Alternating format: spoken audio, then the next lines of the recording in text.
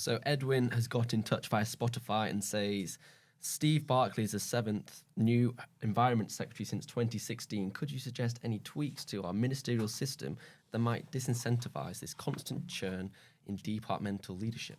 What do you think, Rachel? I wouldn't have started with Environment Secretary. I would have started with Housing Secretary. Edwin's priorities, because we've had 16 of those, and actually some others. We've had 7 Foreign Secretaries. This is the Brexit votes. This is since 2016. 7 Chancellors of the Exchequer, 13 Housing Ministers since the Brexit vote. And 16 since 2010. And 16 since 2010, 9 Education Secretaries since mid-2016. Obviously, one of those stayed in post for, I think, 72 hours. Yeah. And 11 Justice Secretaries since 2010, although Dominic Raab did do it twice. Does that count as 2? I've counted him twice, but yeah. Okay, so basically, I'm agreeing with the premise of the question, which is this is a massive problem, but I don't think it's all about Steve Barclay. Well, there's a reason this makes a difference. So, you might think, so what? But actually, it makes a big difference in the public services that they're supposed to be in charge of. So after the reshuffle, the most recent reshuffle, I was speaking to people high up in the prison service.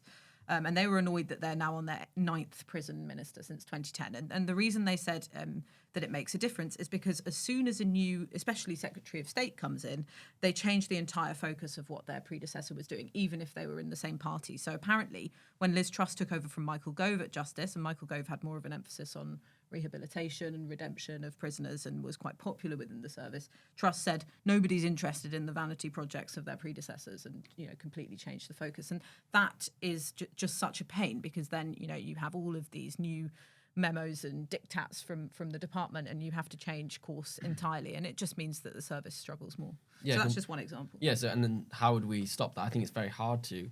The reason that you have this churn is that the cabinet system is set up in a way that members are there completely at the whim of the Prime Minister.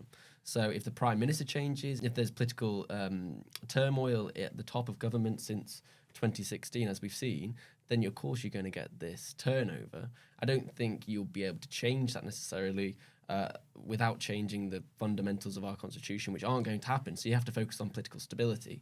And you have to think, okay, well, why is it that since 2016 we've had the need to remove so many prime ministers and therefore have so many reshuffles? In part, it's because we've had Conservative Party politics dominated by personal feuds in the past 10 years. We've also had an increase in factionalism, and of course, we've had Brexit as well. So these things have come together and they've resulted in the resignations, the fact that prime ministers want to bring their supporters in. Yeah.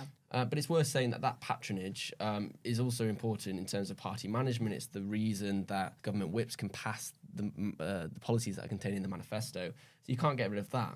But it goes both ways. So ministers can also resign when they're disillusioned with the prime minister. We saw that the only way that we could really get rid of Boris Johnson was through a series of mass resignations in the cabinet. So that's the system. I think you have to look at the fundamentals of why those things happen rather than changing the system itself. Yeah, that's right. I think the IFG produced a report a few years ago, 2020. They argued to avoid this churn, the Prime Minister should set an expectation that Secretaries of State stay in post for at least 3 years and ministers at least 2 years, and avoid frequent reshuffles and improve the process of handovers. And other than the third one, I think that's just begging the question, isn't it? The first two are just, very politically difficult because reshuffles and patronage are two of the biggest powers at the Prime Minister's hand.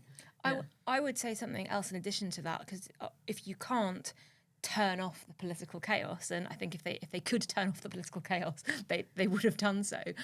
You've got to look at the civil service, and there's been a lot of criticism of the civil service and talk of how it's become too politicised, or how actually it would be better if it was more politicised, if we had a system more like America, where the government, the Prime Minister and departmental heads could bring in their own civil servants, their own sort of officials to run those departments. And actually SPADs, special advisors, are relatively new, or the power, or certainly the number of them is relatively new. It used to be that ministers set the agenda, but the actual work of running those departments and working on those departments' long-term priorities was done by career civil servants who worked under multiple administrations, different parties, and kind of knew what they were doing. So you could have this political churn at the top, but the sort of important The institutional work, memory at the department level. It would keep going. And I know a lot of people find that very contentious. They don't like the idea of unelected civil servants running things. But, this is the alternative, which is that really difficult long-term challenges just don't get addressed, or work gets done on them and then gets scrapped because the Prime Minister's had a political crisis and has needed to do an emergency reshuffle. And it's the people engaging with public services that feel the impact of that. And it causes stasis in the civil service, doesn't it? If they think, oh, we're just going to get another minister in a few months' time or another Secretary of State, they don't bother, kind of rushing through the priorities of their current one. And also, just on the basic level, that suddenly everything has to change, including the font that they put their reports in for the red box. Yeah. We have to change everything from Times New Roman to Arial because this minister's tastes are different from the last. It's just so inefficient. Thanks so much for watching. We'd love to know what you think. Please make sure you leave your comments below. And if you enjoyed watching this podcast, you can watch more of our videos on our YouTube channel. And don't forget to like and subscribe.